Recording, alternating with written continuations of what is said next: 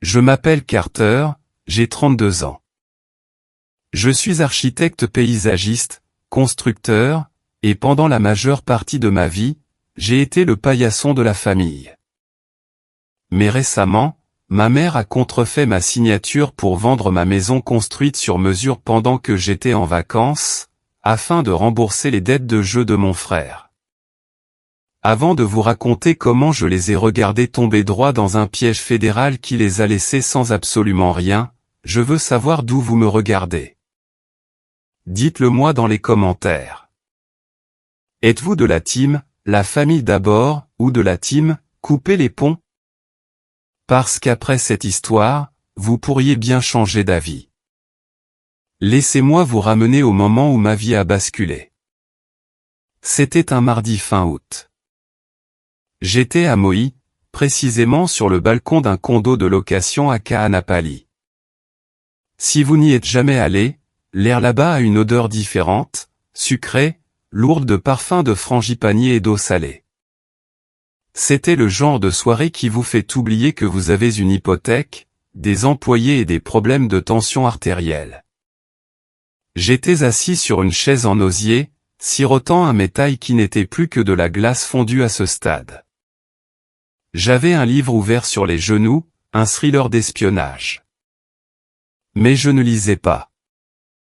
Je fixais simplement l'horizon, regardant le soleil plonger sous le Pacifique. Le ciel se teintait de nuances de violet violent et d'orange brûlé. Pour la première fois en 3 ans, mes épaules n'étaient plus contractées par le stress.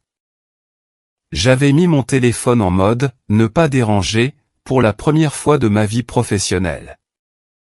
Mon associé et meilleure amie, Elena, m'avait pratiquement menacé de me licencier si je consultais mes emails. Si je te vois en ligne, m'avait-elle dit, je change les mots de passe.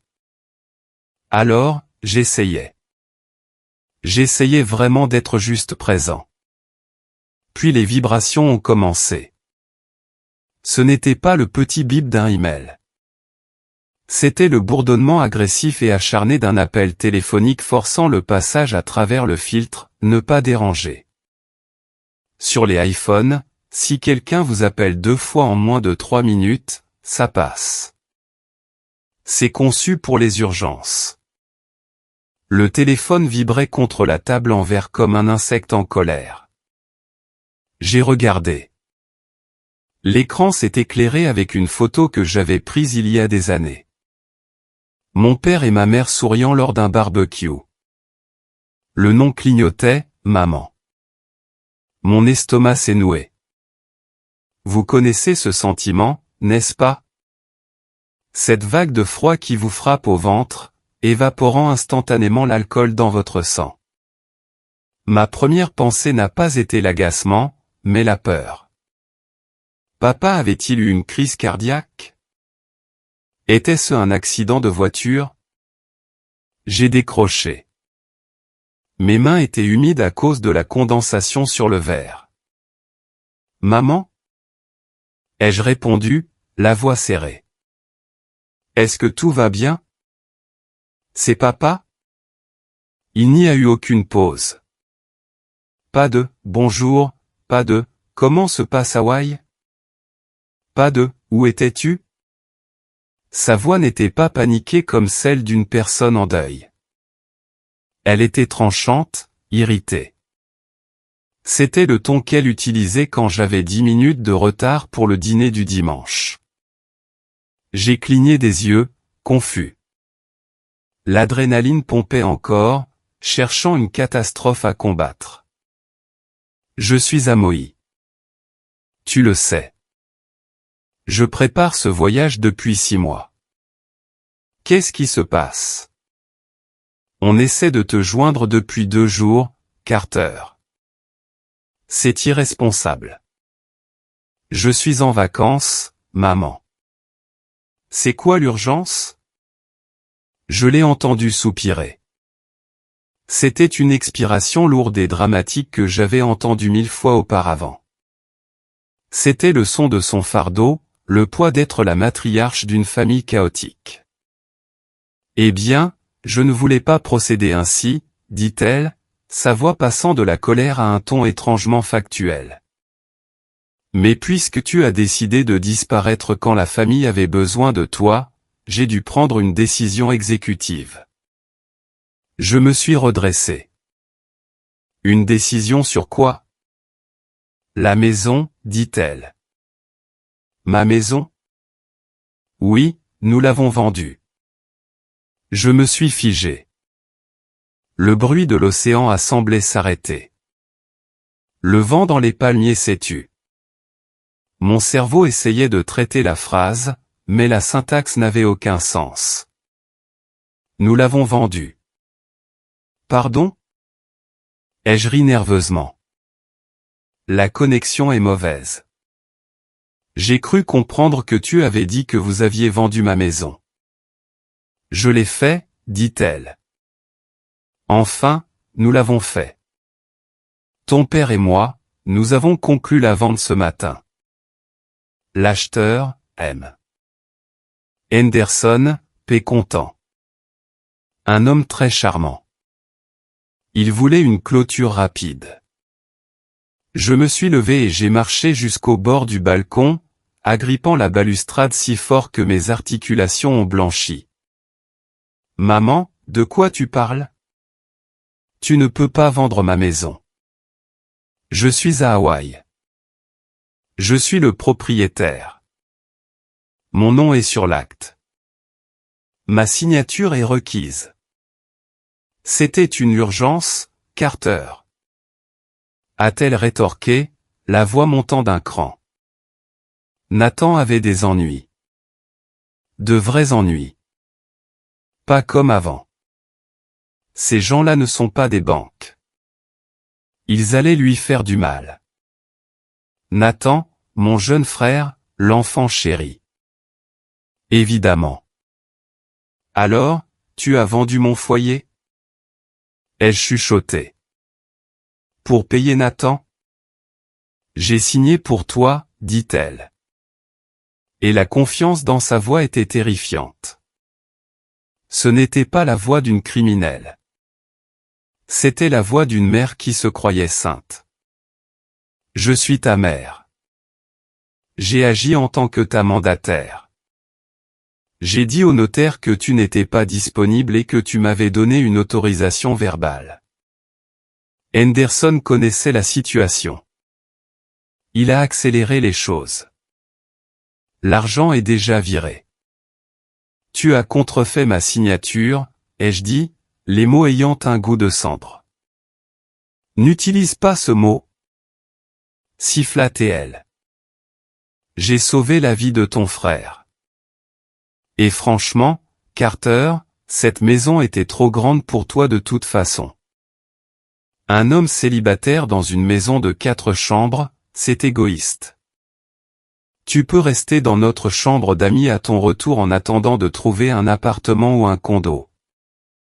Quelque chose de plus approprié. Ma vision a commencé à se troubler. Une brume rouge. Tu as contrefait ma signature, ai-je répété plus fort. Tu es entré par effraction chez moi pendant mon absence. Tu as fait venir un acheteur et tu as commis une fraude. Je suis ta mère. Hurla T.L. en retour. C'est moi qui t'ai mis au monde. Tout ce que tu as, c'est grâce à moi.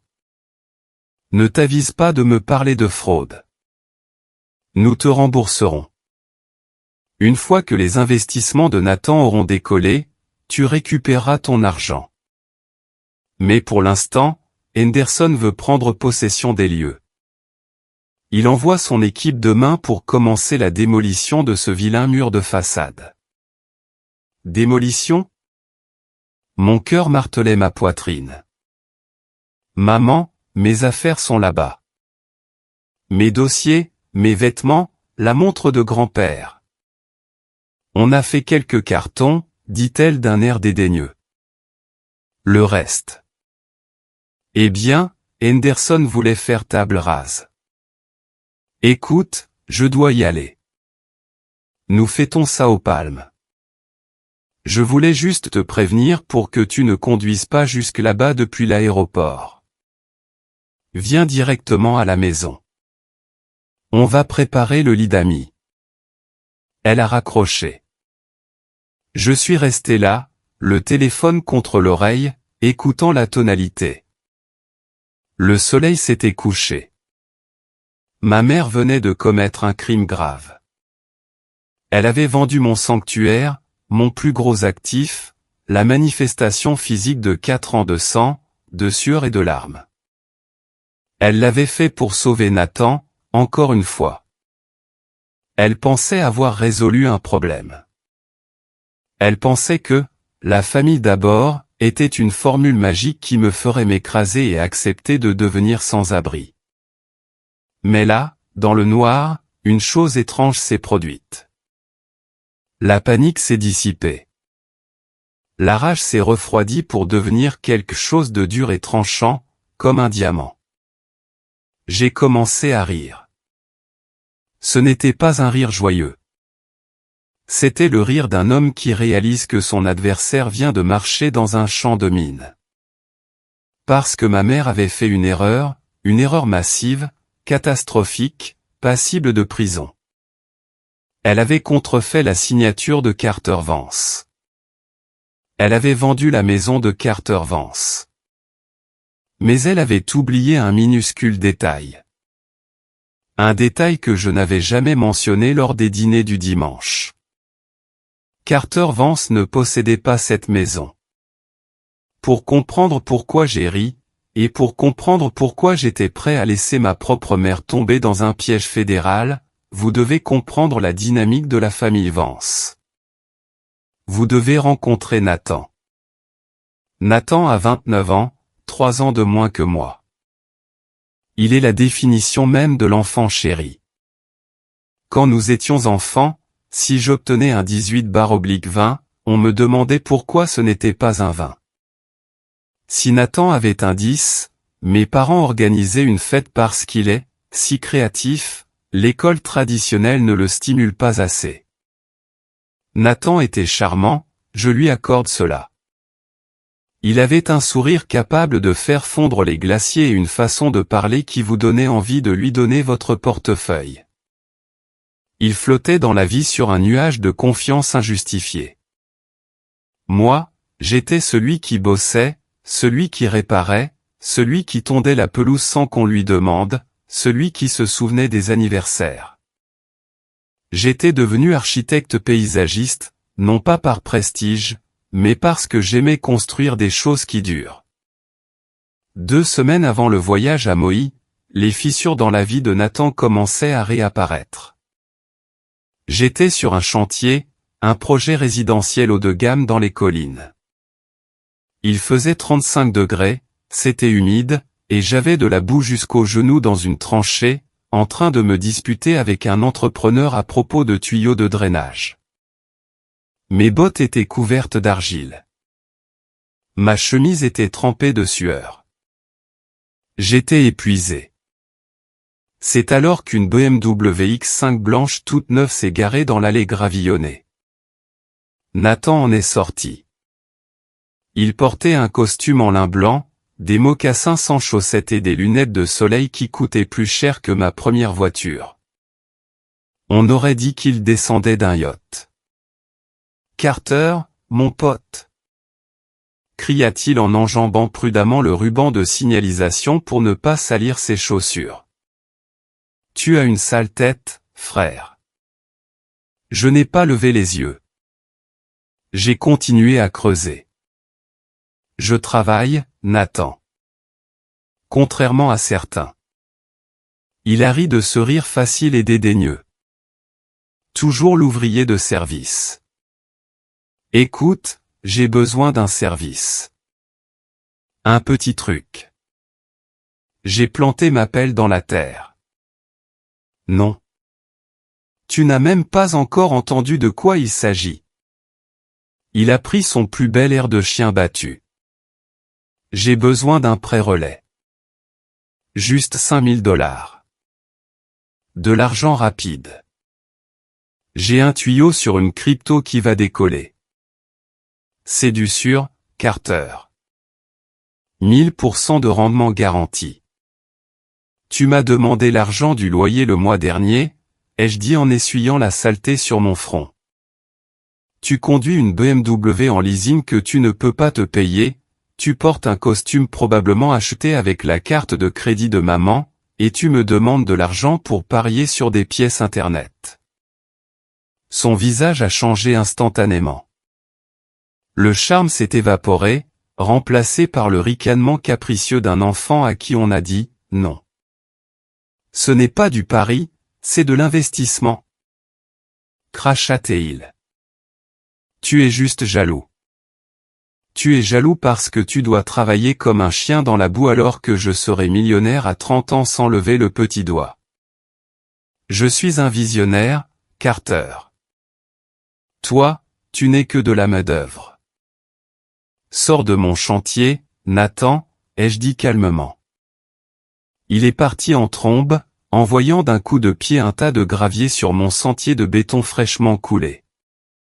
Ce soir-là, mon téléphone a explosé. Pas à cause de Nathan, mais de maman. Ton frère essaie de s'en sortir. Pourquoi faut-il que tu sois si égoïste? Il a besoin de soutien, pas de jugement. Tu as tellement. Pourquoi ne peux-tu pas partager? Tu viens de décrocher ce gros contrat. C'était ça, le problème. Maman surveillait ma réussite, non pas pour la célébrer, mais pour calculer combien elle pouvait m'extorquer. Ça avait toujours été ainsi. Je me souviens de mes 16 ans. J'avais économisé pendant 2 ans en rangeant des courses pour acheter une Honda Civic d'occasion. C'était ma fierté. Un soir, alors que je révisais mes examens, Nathan, alors âgé de 13 ans, a volé les clés. Il est parti faire un tour et l'a enroulé autour d'un poteau téléphonique à 3 pâtés de maison. Je me souviens des gyrophares. Je me souviens avoir couru dans la rue en chaussettes. Nathan pleurait, assis sur le trottoir, indemne mais terrifié. Mes parents étaient là. Quand le policier s'est approché, ma mère m'a attrapé le bras. Sa poigne était comme du fer. Carter, chuchota-t-elle, les larmes coulant sur son visage. Nathan a un entretien pour une bourse dans une école privée la semaine prochaine. Une accusation de conduite dangereuse ruinera son avenir. Ce n'est qu'un bébé. Il ne savait pas. Il a volé ma voiture, maman. Ai-je crié. S'il te plaît, supplia-t-elle. Toi, tu n'as rien d'important de prévu. Tu es quelqu'un de sérieux, de bien. Prends les torts. Dis-leur que c'est toi qui conduisais. Fais-le pour la famille. Et je l'ai fait. Comme un idiot. J'ai dit aux flics que j'avais fait un écart pour éviter un chien. J'ai pris l'amende. Mes tarifs d'assurance ont grimpé en flèche. J'ai passé les 2 années suivantes à aller à l'école à pied parce que la voiture était épave et qu'il refusait de m'aider à en acheter une nouvelle. Nous devons payer les séances de psychologue de Nathan, avait dit mon père en haussant les épaules. Il est traumatisé par l'accident. L'argent est rare. C'était le schéma. Je construisais, il détruisait. Je gagnais, il dépensait. Je prenais le blâme, il prenait le crédit. Mais il y a 4 ans, j'ai pris une décision qui a brisé ce schéma. Je ne leur ai simplement pas dit. J'ai acheté la vieille propriété Miller au 420 Oak Street. C'était une ruine. Termites, dégâts des eaux, un toit qui était plus de la mousse que de la tuile. Personne n'en voulait. Je l'ai acheté pour une bouchée de pain. Et pendant 4 ans, chaque week-end, chaque jour férié, chaque dollar économisé est allé dans cette maison. Je n'ai pas embauché de grande équipe. J'ai tout fait moi-même. J'ai appris la plomberie. J'ai appris l'électricité. Je l'ai mise à nu et je l'ai reconstruite. J'ai transformé une carcasse pourrissante en un chef-d'œuvre moderne du milieu du siècle. Elle a été expertisée à 1,2 million de dollars juste avant mon départ pour Maui. Mes parents ne sont venus que 2 fois. Les 2 fois, ils ont critiqué. Pourquoi n'y a-t-il pas de piscine? La cuisine est trop grise. Tu aurais dû construire une suite pour Nathan au sous-sol. Ils en voyaient la valeur, pourtant. Ils voyaient la plus-value. Ils voyaient une tirelire n'attendant qu'à être brisée. Ce qu'ils n'avaient pas vu, c'étaient les papiers. Parlons de ces papiers. Parlons de la seule personne dans ma vie qui m'ait vraiment soutenu, Elena. Elena n'est pas ma petite amie. C'est mon associée, plus important encore, une avocate spécialisée dans l'immobilier, redoutable. Nous nous sommes rencontrés à l'université. Elle est la seule personne qui ait immédiatement percé le jeu de ma famille. Quand je me préparais à acheter la maison il y a 4 ans, Elena m'a fait asseoir dans un bar miteux. Carter, dit-elle en tapotant son stylo sur la table. J'ai vu comment ta famille fonctionne. J'ai vu comment ils t'ont culpabilisé pour payer l'idée de business de ton père l'année dernière. C'était un prêt, ai-je marmonné. C'était un don, corrigea-t-elle. Voici la réalité, si tu achètes cette maison en ton nom propre, ils s'en prendront à elle. Si tu te fais renverser par un bus demain, qui hérite? Tes parents. Et ensuite, Nathan la récupère. J'ai froncé les sourcils. Je ne prévois pas de me faire renverser par un bus. Ou alors, continua-t-elle, Nathan s'attire des ennuis. Il pleure auprès de ta mère. Ta mère pleure auprès de toi. Ils te font pression pour que tu prennes une ligne de crédit hypothécaire. Et parce que tu as un besoin pathologique d'être le sauveur, tu le feras. Je voulais argumenter, mais je savais qu'elle avait raison. Alors, qu'est-ce que je fais? Nous créons une LLC, Société à responsabilité limitée, dit Elena. La société achète la maison. Tu loues la maison à la société. Tu possèdes la société, mais sur le papier, la maison appartient à une entité juridique distincte. Ça a l'air compliqué. C'est une protection, dit-elle fermement. Et nous en faisons une LLC multimembre. Je posséderai 1% en tant que partenaire silencieuse. De cette façon, tu ne peux pas vendre la maison, la refinancer ou faire quoi que ce soit d'important sans la signature de tous les membres. Ça t'empêche de faire une bêtise quand ta mère commence à pleurer. C'est ce que nous avons fait. Willow Pin Holdings LLC. C'était le propriétaire du 420 Oak Street, pas Carter Vance. Je ne l'ai jamais dit à mes parents. Pour eux, c'était juste la maison de Carter. Ils ne comprenaient rien aux structures d'entreprise. Ils ne savaient pas ce qu'était un accord d'exploitation. Ils voyaient juste une maison et supposaient que s'ils me harcelaient assez, ils pourraient la contrôler. Le système était parfait, jusqu'à ce que je commette une erreur. Je leur ai fait confiance une dernière fois. Revenons à la veille de mon voyage à Maui. Je faisais ma valise. J'étais stressé, j'essayais de m'assurer que mes projets étaient bien transmis. On a sonné. C'était maman. Elle portait un plat de lasagne. Sa tactique classique. Un pot de vin. Carter, chérie, dit-elle en restant près de la porte pendant que je fermais ma valise. Ça sent tellement l'homme ici. Tu as vraiment besoin d'une touche féminine. Merci pour les lasagnes, maman, ai-je dit, essayant de la faire sortir. Je dois prendre un Uber dans 1 heure. C'est vrai, dit-elle. Elle s'est attardée. Ses yeux parcouraient la pièce, scannant mes meubles, mon matériel électronique. Alors, puisque tu vas t'absenter 10 jours, peut-être pourrais-tu me laisser une clé? J'ai hésité. Mes tripes hurlaient, non. Mes alarmes internes sonnaient. Pourquoi? Ai-je demandé.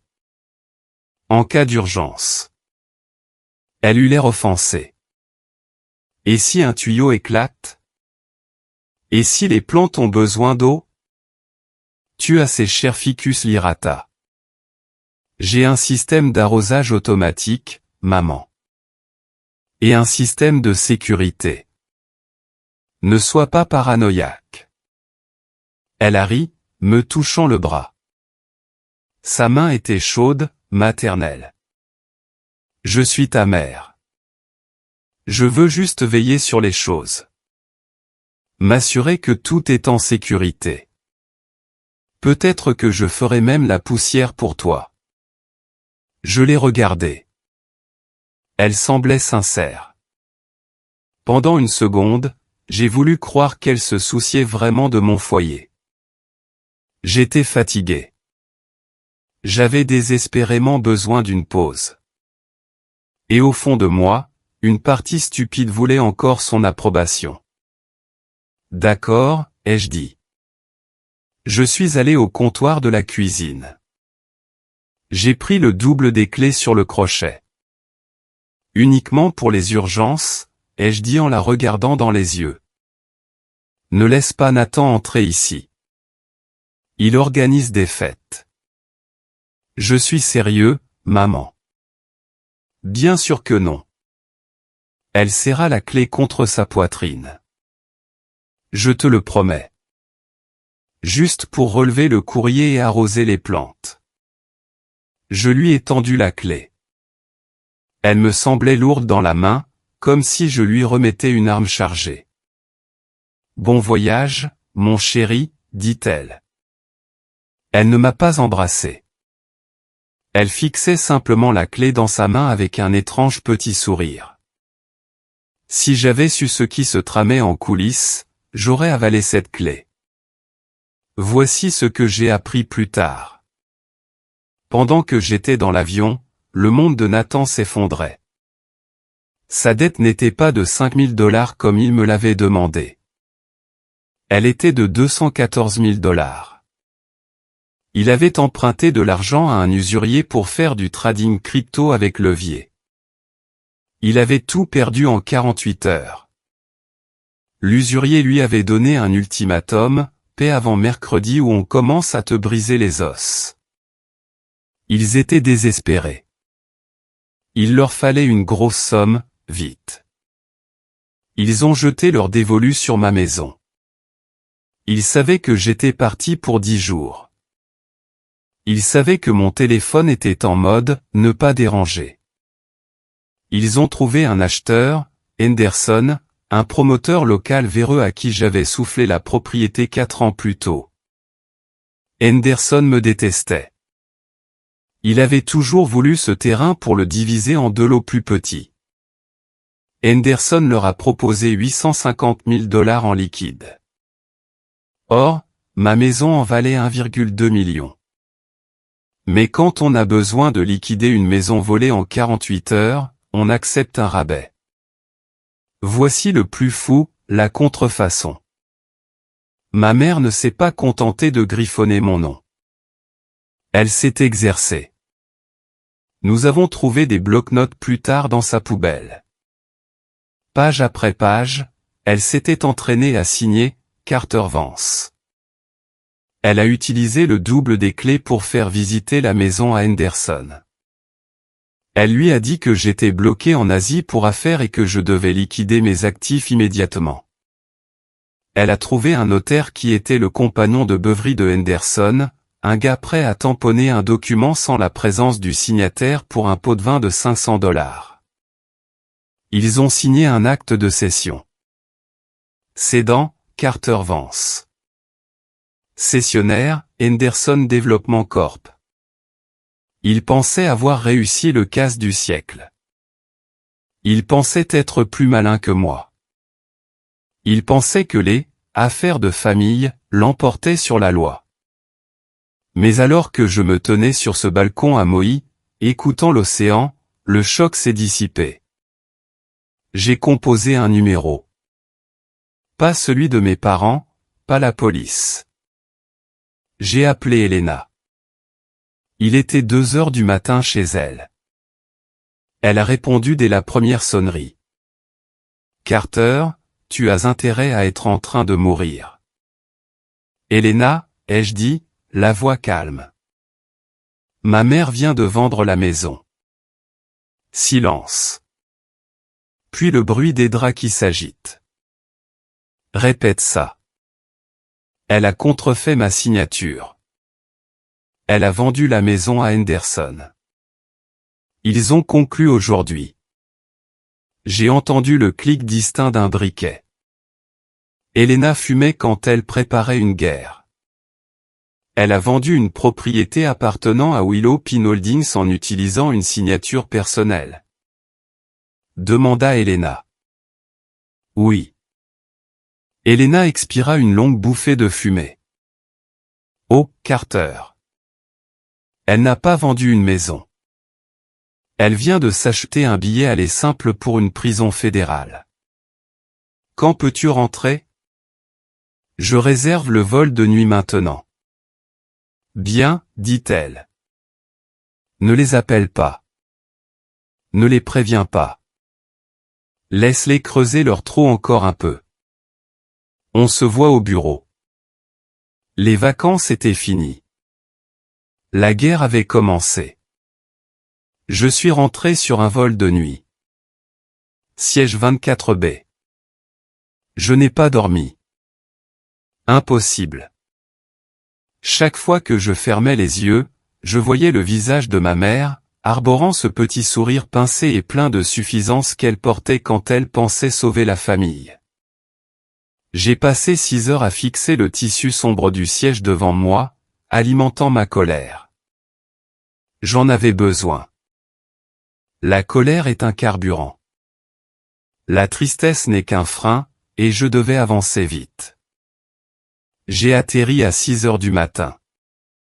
Le lever du soleil était gris et morne, un contraste saisissant avec le coucher de soleil de Maui. Mon téléphone vibrait par intermittence. Des messages vocaux de mon père, l'air faible et s'excusant. Des SMS de Nathan, qui se vantait, curieusement, et des menaces du chef de chantier de Henderson me disant de venir ramasser mes déchets. J'ai pris un Uber directement de l'aéroport au 420 Oak Street. Le chauffeur était un gars bavard nommé Dave.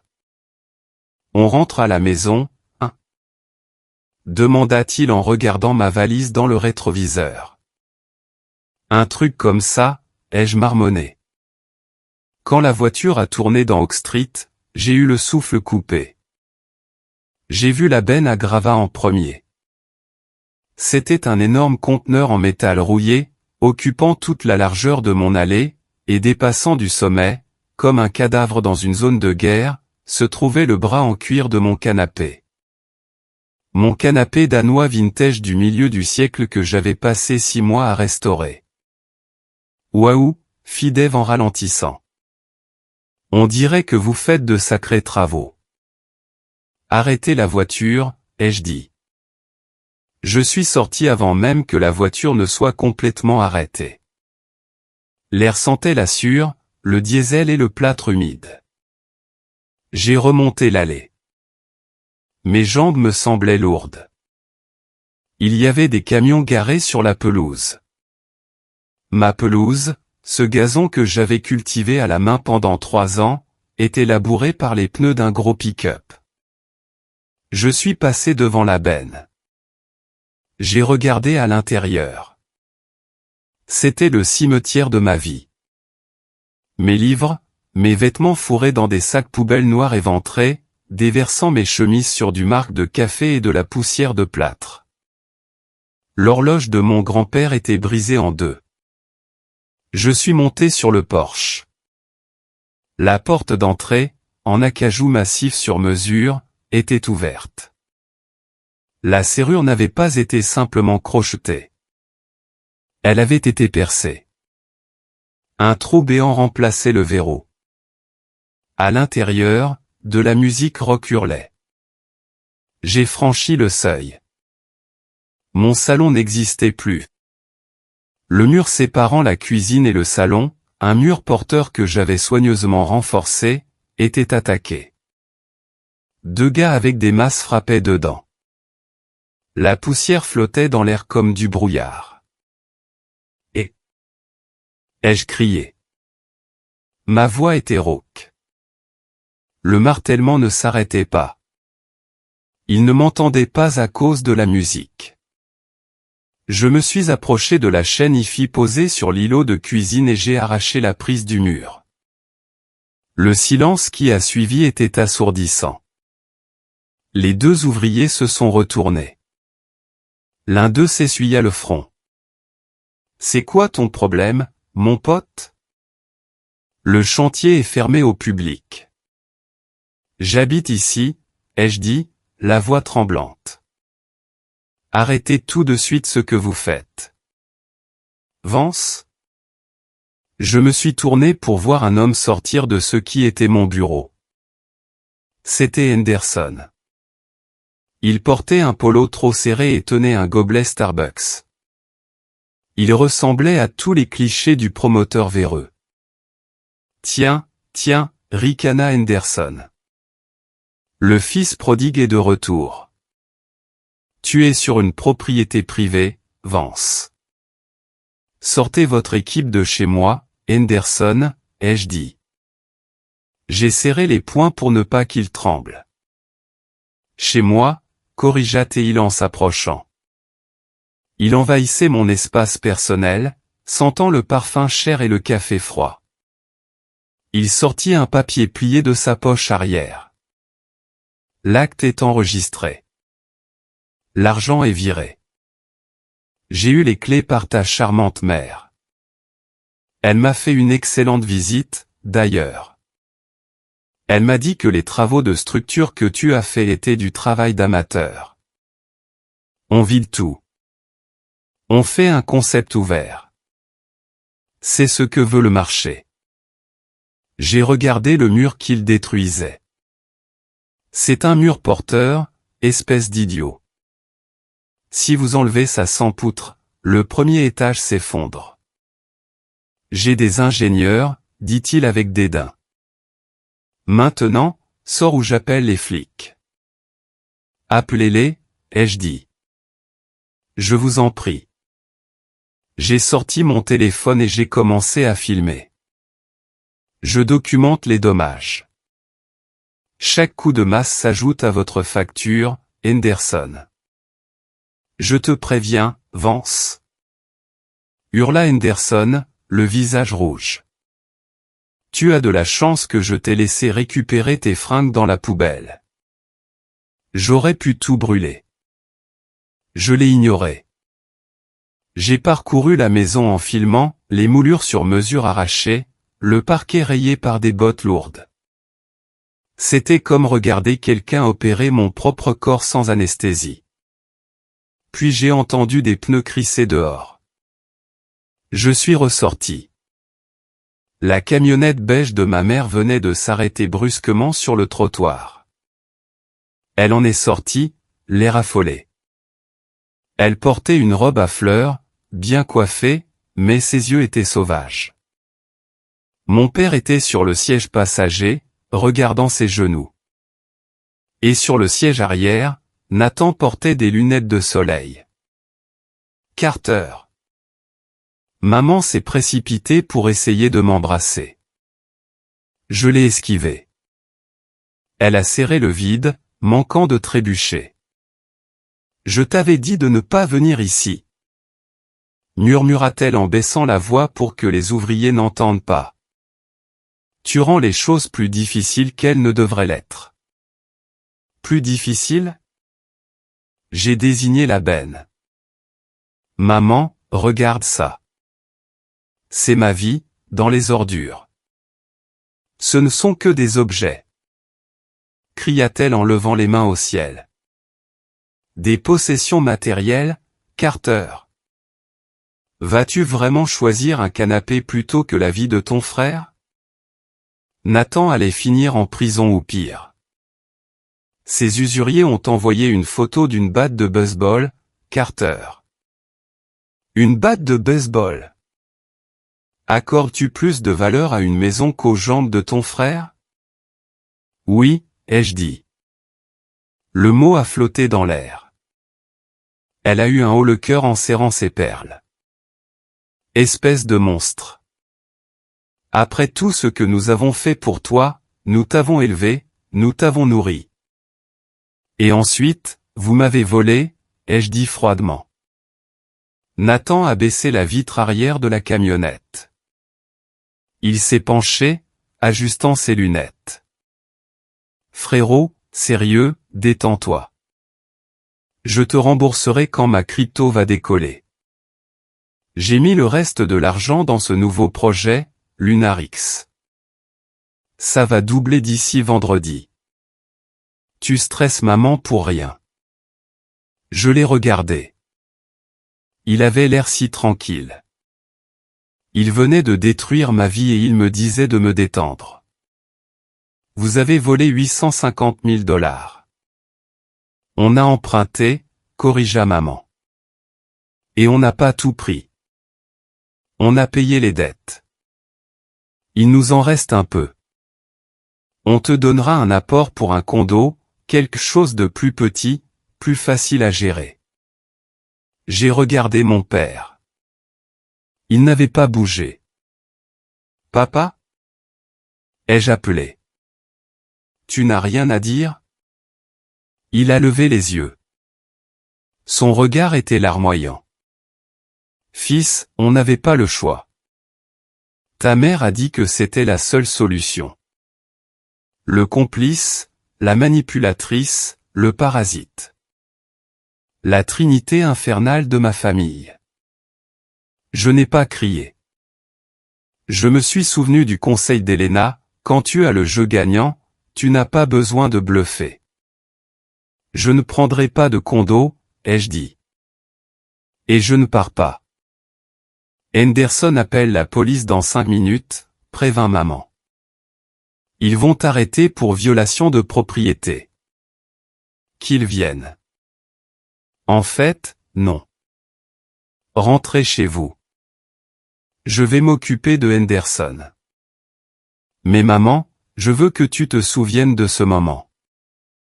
Je veux que tu te souviennes que je t'ai donné une chance de t'excuser et qu'à la place, tu m'as traité de monstre.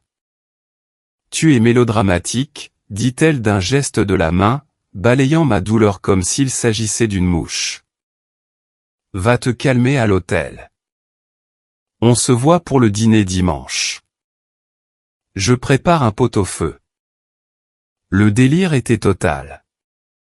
Elle pensait vraiment que tout s'arrangerait avec un pot-au-feu.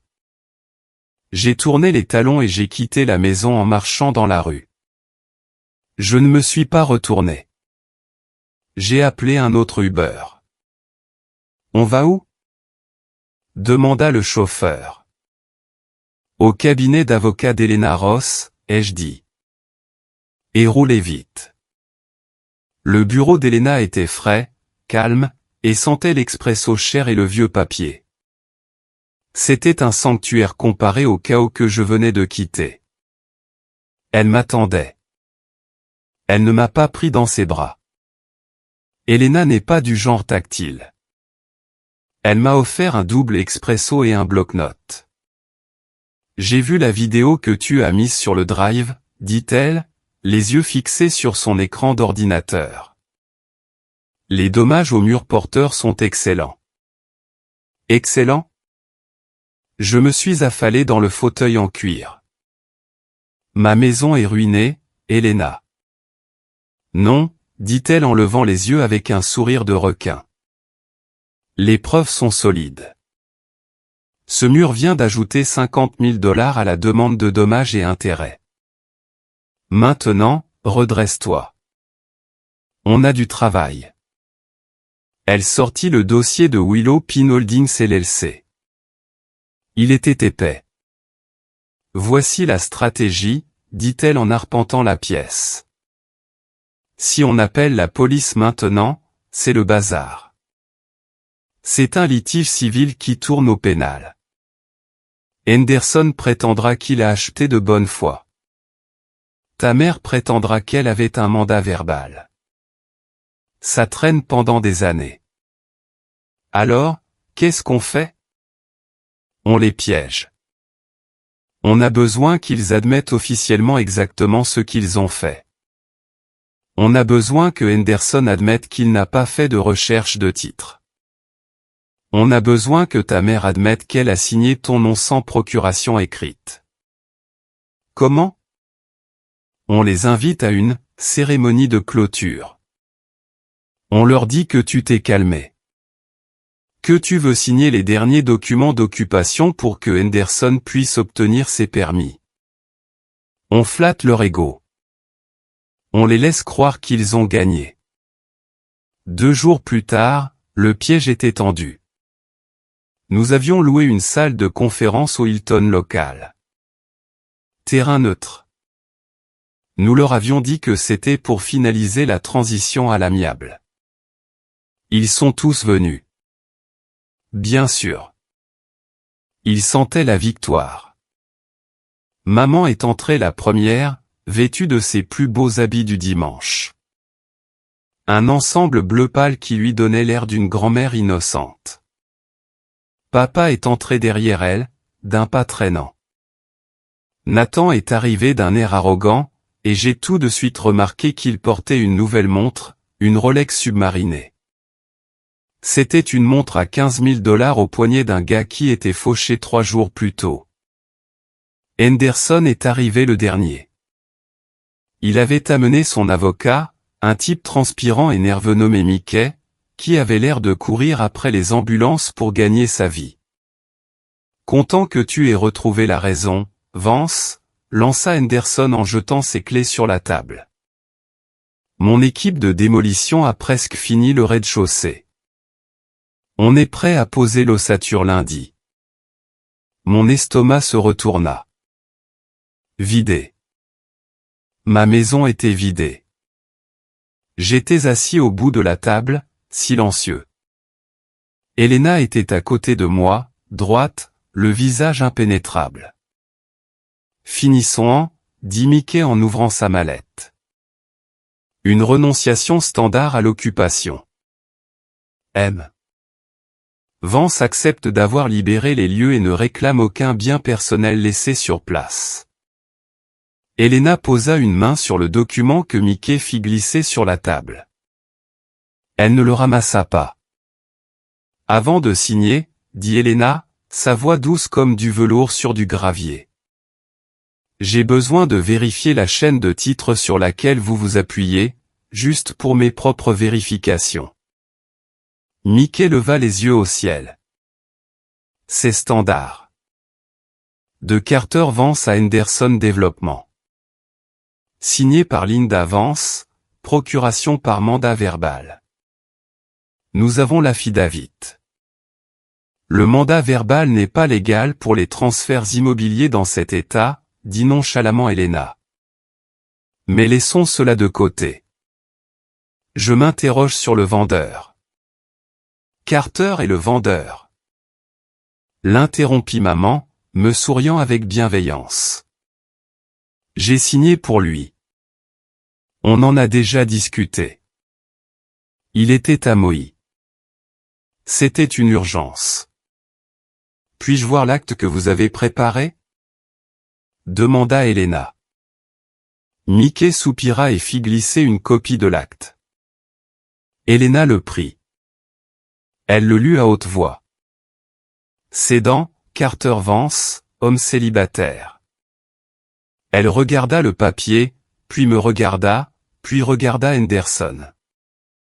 Je crains que ce document ne soit nul, dit Helena. Elle lâcha le papier sur la table. Pardon?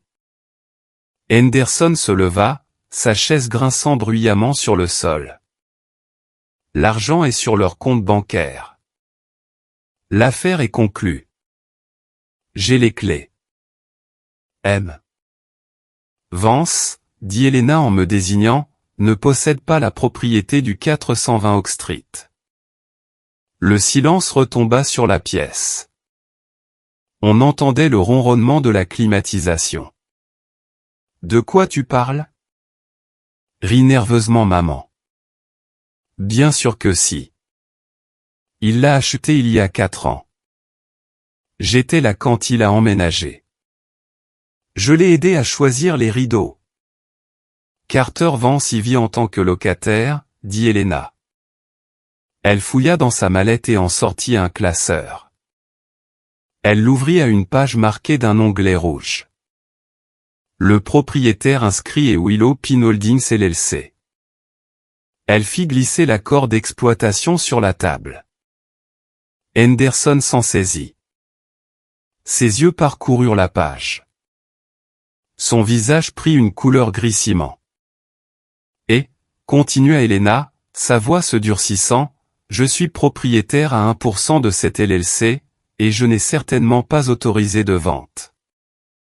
Carter Vance possède 99% de la société et en est le gérant. En tant que gérant de la LLC, il n'a pas autorisé de vente. L'accord d'exploitation stipule clairement que toute cession d'actifs immobiliers requiert le consentement écrit unanime de tous les membres. C'est la même chose. Hurla Nathan en frappant la table du poing. La Rolex cliqueta contre le bois. C'est sa société. Il essaie juste de s'en tirer par une entourloupe. Légalement, dit Helena en tournant son regard froid vers Nathan, c'est une entité distincte. C'est une personne morale. Ce qui signifie, Madame Vance, que vous n'avez pas seulement contrefait une signature. Vous avez commis une fraude d'entreprise. Vous avez vendu un actif appartenant à une société avec laquelle vous n'avez aucun lien. Elle se tourna vers Henderson. Et vous, M. Henderson, vous avez pénétré dans une propriété appartenant à mon client, Willow Pin Holdings, sans acte de propriété valide. Vous avez détruit des biens, ce qui constitue une violation de propriété criminelle, du vandalisme et la destruction d'actifs d'entreprise. Helena sortit un tableur. Nous estimons les dommages à $200 000, plus le coût de la remise en état de la maison, plus les frais d'avocat, plus les dommages-intérêts punitifs. Je les ai payés. Bégaya Henderson, pointant un doigt tremblant vers mes parents. Je leur ai payé $850 000 en liquide. Alors vous devriez leur demander de vous rembourser, intervins-je pour la première fois. Parce que vous n'avez pas acheté une maison, Henderson. Vous leur avez fait un don. Henderson se tourna vers ma mère. Le regard dans ses yeux était meurtrier. L'arrogance avait disparu, remplacée par la panique d'un homme qui réalisait qu'il venait de perdre près d'1 million de dollars. Où est l'argent, Linda? Grogna Henderson. Maman tremblait. Elle regarda papa. Papa regarda ses chaussures. On en a dépensé une partie, chuchota maman. Pour les dettes de Nathan. Combien reste-t-il? Hurla Henderson. Environ $500 000, murmura mon père. Vous avez dépensé $350 000 en 3 jours? Demandai-je en regardant Nathan. Ta dette était de $214 000. Où sont les $136 000 restants? Nathan s'enfonça dans sa chaise. J'ai investi, Quinat-il. Dans Lunarix, la crypto. J'ai sorti mon téléphone. J'avais fait des recherches sur Lunarix avant la réunion. Tu veux dire la pièce qui a été démasquée comme une arnaque au rug pull hier? Elle vaut 0, Nathan. Tout a disparu. Le silence qui suivit fut absolu. Helena se leva. Elle ressemblait à un bourreau. Eh bien, messieurs, il semble que vous ayez indifférent. En attendant, M. Henderson, vous avez 24 heures pour libérer la propriété de mon client et retirer votre benne. Si vous touchez à un seul clou de plus, je vous ferai arrêter pour destruction criminelle de propriété. Elle regarda ma mère. Et Madame Vance, je vous suggère fortement de prendre un avocat pénaliste, car la fraude dépassant 100 000 $ entraîne une peine de prison obligatoire. Et puisque vous avez utilisé des virements bancaires, le FBI pourrait aussi s'y intéresser. Nous sommes sortis de cette salle de conférence et je jure que l'air semblait plus pur. Mais la guerre n'était pas finie. Elle allait devenir sanglante. Les conséquences immédiates furent chaotiques. Henderson ne s'est pas contenté de partir. Il a explosé. Il a immédiatement poursuivi mes parents. En quelques heures, son avocat a demandé le gel des comptes bancaires de mes parents. Mais il était trop tard pour l'argent liquide. Nathan l'avait vraiment fait. Il avait pris le surplus, l'argent destiné à leur retraite ou à l'apport de mon condo, et l'avait versé dans un portefeuille crypto qui ne valait plus rien. Les 214 000 $ versés aux usuriers étaient perdus dans le monde criminel. Les 136 000 $ d'investissement s'étaient volatilisés. Mes parents se retrouvaient avec les 500 000 $ restants sur leur compte.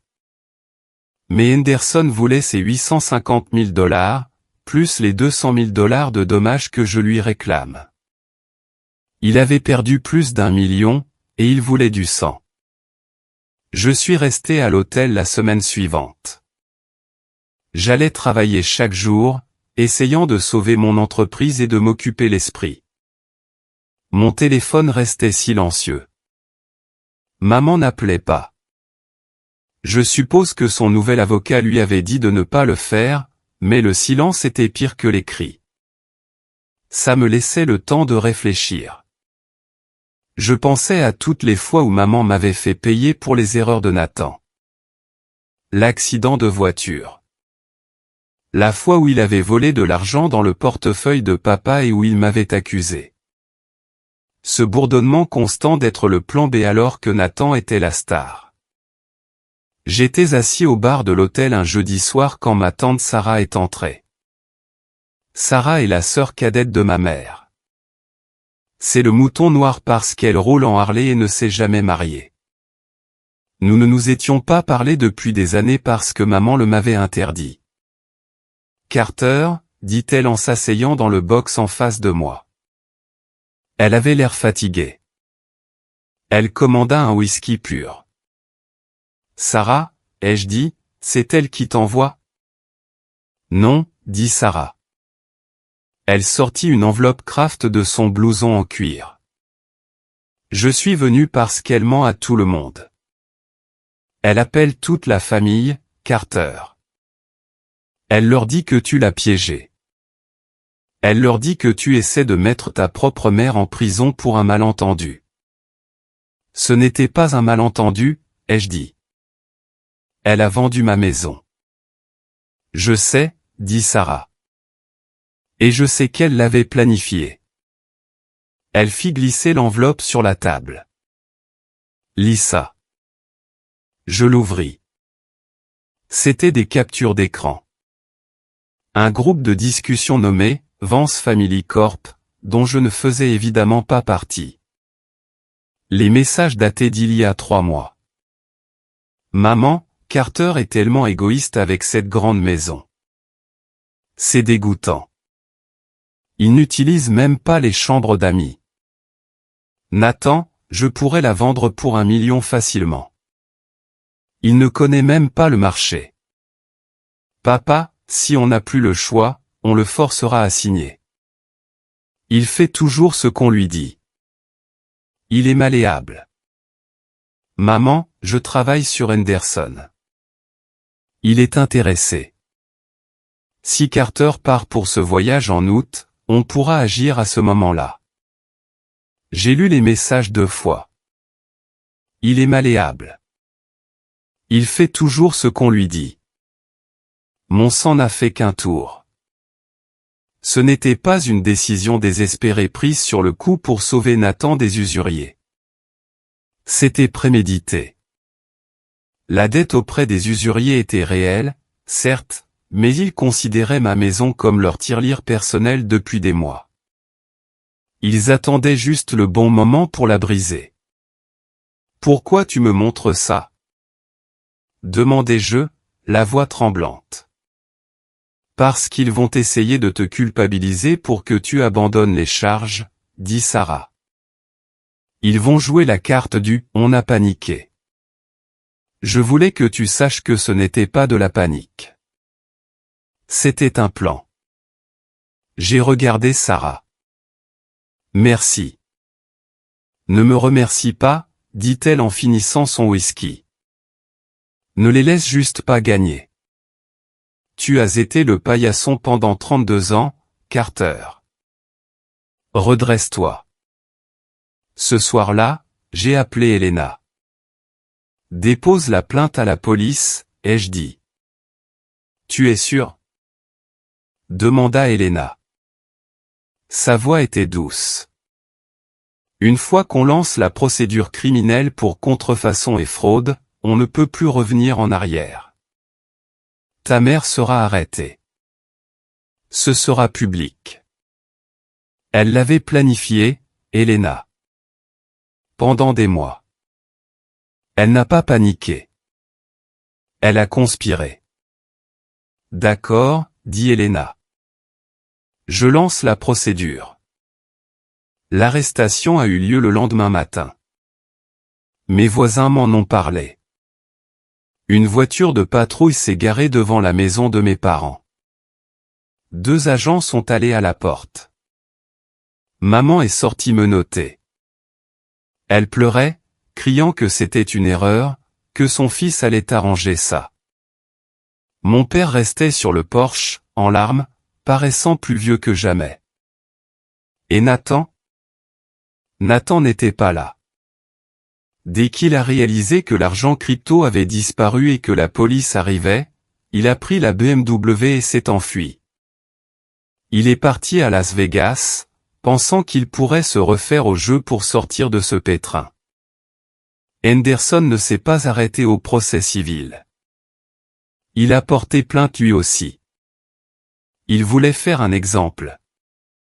Il faisait face à son propre cauchemar juridique avec moi pour la destruction de propriété et il lui fallait un bouc émissaire. Mes parents ont été pris dans un mouvement de tenaille. D'un côté, moi et Willow Pin Holdings. De l'autre, Henderson et sa société de construction.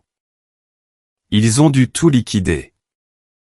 D'abord les économies, puis les fonds de retraite, encaissés avec d'énormes pénalités. Puis les voitures, et enfin leur maison, la maison où j'avais grandi, la maison où on me disait de me taire pour que Nathan puisse dormir. La maison où on m'avait appris que ma valeur résidait uniquement dans ce que je pouvais leur fournir. Ils ont dû la vendre pour rembourser à Henderson les 350 000 $ qu'ils avaient volés et dépensés, plus ses frais d'avocat, plus les dommages de ma maison. L'enfant chéri leur avait coûté leur vieux jour. Mais le rebondissement. Le rebondissement n'était pas seulement qu'ils aient perdu leur maison. C'était l'identité de l'acheteur. 6 mois ont passé. L'hiver s'était installé, apportant son lot de ciel gris et de vent cinglant. Mais à l'intérieur du 420 Oak Street, il faisait bon. J'avais réemménagé. Les rénovations étaient terminées. Le mur que l'équipe de Henderson avait détruit était reconstruit, plus solide cette fois, renforcé par de l'acier. J'avais moi-même poncé les rayures sur le parquet, travaillant tard dans la nuit. C'était thérapeutique. Chaque couche de vernis que j'appliquais me donnait l'impression de sceller le traumatisme sous une coque protectrice brillante. Ma vie avait changé. Les affaires prospéraient. Le bruit avait couru que j'étais le gars qui avait tenu tête à Henderson, qui n'était pas très apprécié en ville. Soudain, tout le monde voulait m'embaucher. Mais ma famille, c'était une autre histoire. Nathan a été arrêté à Vegas 3 semaines après sa fuite. Il avait essayé d'utiliser une carte de crédit volée à une table de poker à enjeux élevés. L'arrestation fut rapide parce qu'il avait traversé les frontières de l'État avec le produit volé de la vente de la maison. Il a été inculpé de fraude électronique fédérale. Il a accepté un accord et a été condamné à 24 mois de prison fédérale.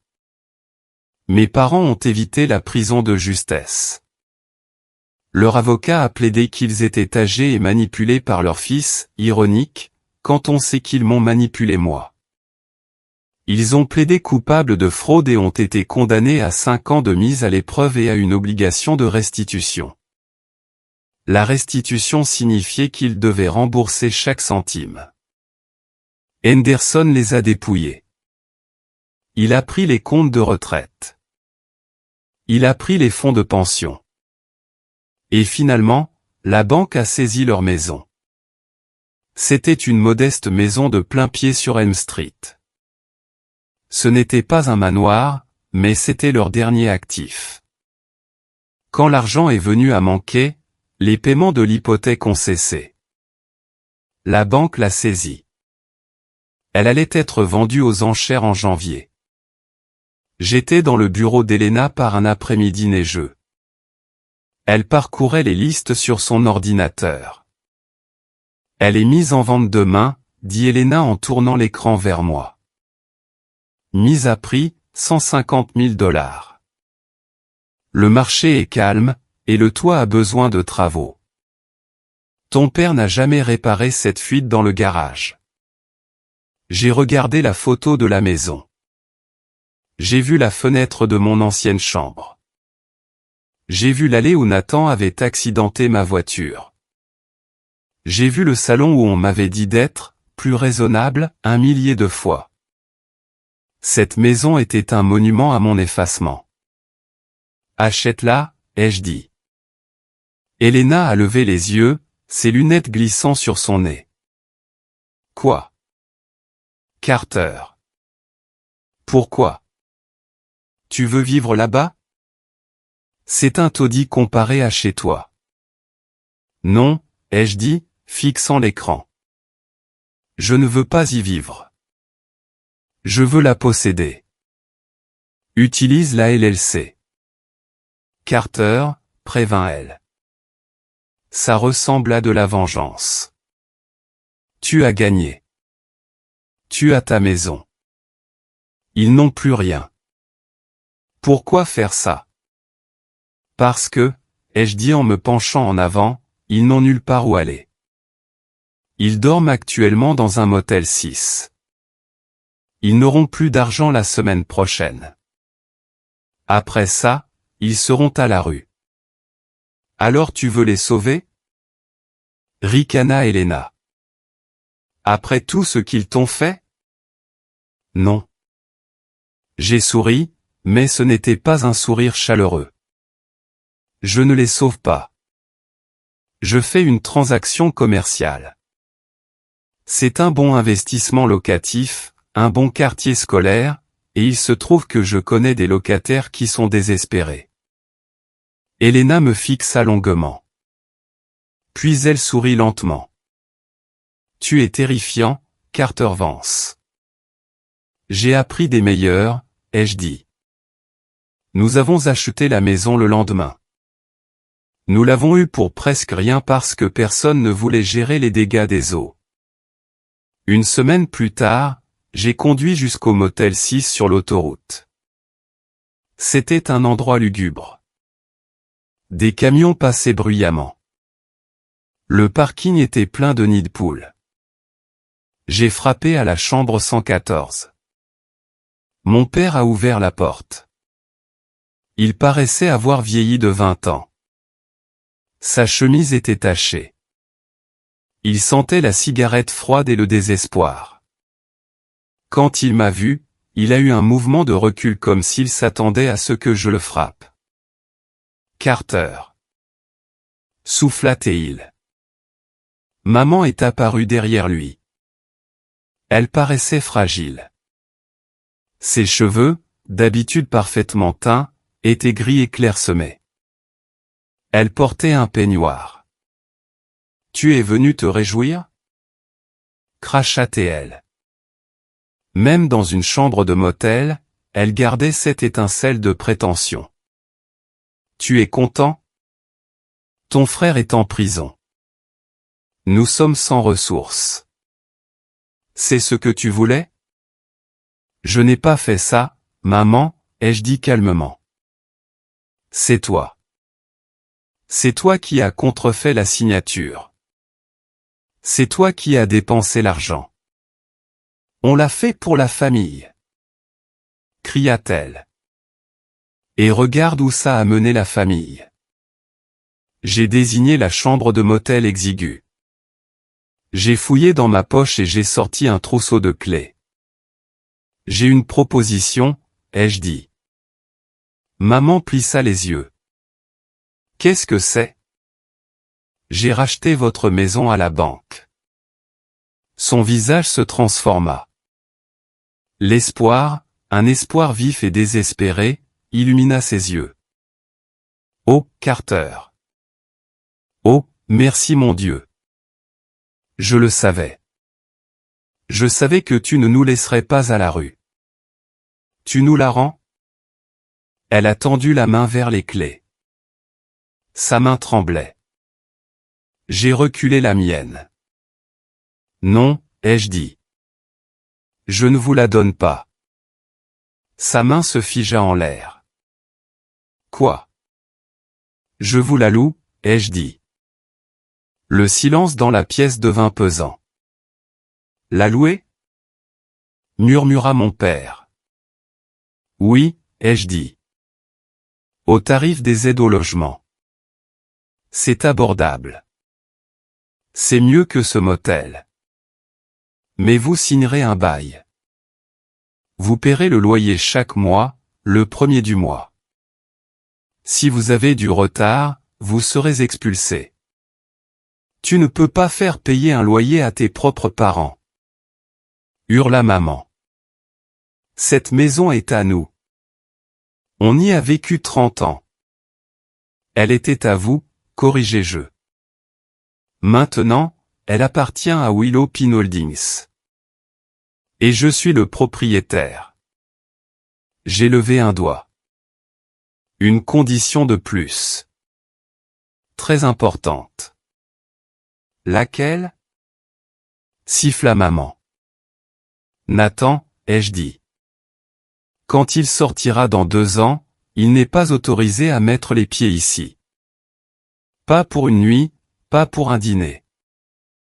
S'il met un pied sur la propriété, le bail est résilié et vous êtes dehors immédiatement. C'est ton frère. Cria maman, les larmes coulant sur son visage. Il n'aura nulle part où aller. Ce sera un ancien détenu.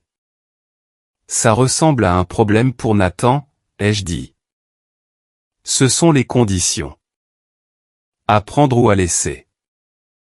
Vous avez jusqu'à midi pour vous décider. J'ai posé les clés et le contrat de bail sur la commode branlante du motel. Carter, s'il te plaît, supplia mon père. Ne nous oblige pas à choisir entre nos fils. Vous avez déjà choisi, ai-je dit doucement. Vous l'avez choisi lui, à chaque fois, pendant 30 ans. Maintenant, je me choisis moi. J'ai tourné les talons et je suis sorti. Je n'ai pas claqué la porte, je l'ai simplement fermée fermement. Ils ont signé le bail. Alors, nous en sommes là. Je suis le propriétaire de la maison de mon enfance. Mes parents m'envoient un chèque de $1200 chaque mois. Il arrive le premier du mois, sans faute. Parfois, il y a un petit mot joint, généralement de maman, pour me culpabiliser sur le froid qu'il fait dans la maison ou sur leur solitude. J'encaisse les chèques. J'ignore les mots. Je ne les ai pas revus depuis ce jour au motel. Tante Sarah me dit qu'ils se plaignent de moi à qui veut l'entendre. Ils racontent aux voisins que je suis le fils ingrat qui a volé leur maison et mis son frère en prison. Ils se font passer pour des martyrs. Je m'en fiche. Qu'ils parlent. Je connais la vérité. Elena connaît la vérité. Les archives judiciaires connaissent la vérité. Nathan m'écrit des lettres depuis la prison fédérale. J'en ai reçu une la semaine dernière. Il ne s'excusait pas. Il demandait de l'argent pour la cantine. Il disait qu'il avait une idée de business pour sa sortie, un truc avec des bottes de trading. J'ai brûlé la lettre dans ma cheminée. Regarder le papier s'enrouler et devenir cendre a été le moment le plus satisfaisant de ma semaine. Je vis dans ma maison d'Oak Street. C'est calme, maintenant. Les murs sont solides.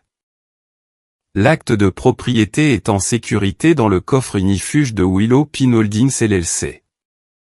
J'ai appris une dure leçon cette année-là. J'ai appris que la famille ne se définit pas par le sang.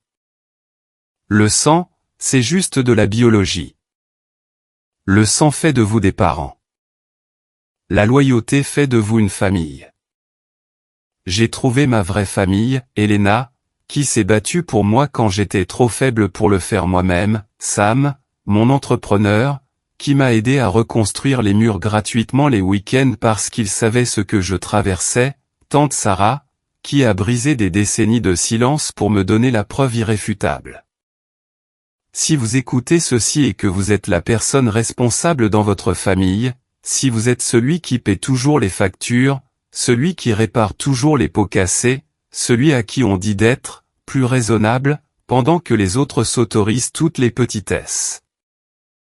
Arrêtez. Arrêtez, tout simplement. Vérifiez vos serrures, vérifiez vos actes de propriété et, surtout, vérifiez vos limites. Parce que les gens qui prétendent vous aimer le plus sont parfois ceux qui tiennent le couteau dans votre dos. Ils vous traiteront d'égoïste quand vous direz non. Ils vous traiteront de monstre quand vous vous protégerez. Laissez-les faire. Je préfère être un monstre avec un foyer et ma dignité qu'un bon fils vivant dans un carton. Merci beaucoup d'avoir écouté mon histoire. Relire ces moments n'a pas été facile, surtout la trahison de ceux qui étaient censés me protéger. Mais j'ai partagé cela parce que je sais que je ne suis pas seul. J'espère que cette histoire vous a touché d'une manière ou d'une autre. Peut-être vous a-t-elle donné le courage de fixer une limite que vous aviez peur de poser.